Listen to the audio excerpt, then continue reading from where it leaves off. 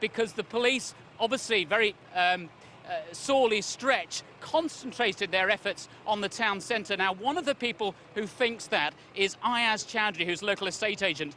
That's a controversial view. It is. I mean, I was here last night and literally there were hundreds and hundreds of people coming all the way across with machetes, with hoods. There was no police officers in sight.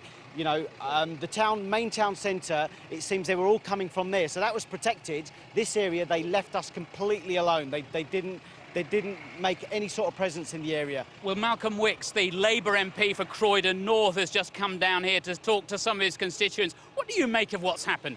I've just come back from my holiday, and I mean, what I see is absolutely disgusting, and I feel very upset about it. Businesses have been lost. People's lives could have been in danger as their apartments were burning.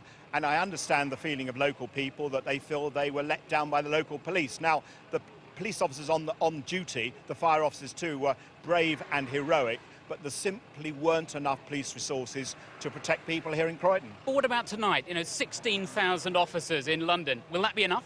Well, the Prime Minister David Cameron, I'm pleased about this, came down to Croydon and had a briefing, met lots of local residents, people who've lost their businesses and lost their homes. He's promising far more police officers on the beat tonight.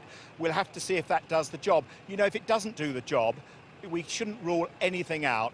I wouldn't normally be the first person to say this, but if we have to deploy the army on the streets of Croydon and London, then, damn it, we should do that. If we later on have to think about water cannon and things like that, we got to do that, because I can't bear to think of my people here in Croydon being terrorised, and last night they were terrorised. Well, interesting view that from Malcom Wickes, the Labour MP for Croydon North.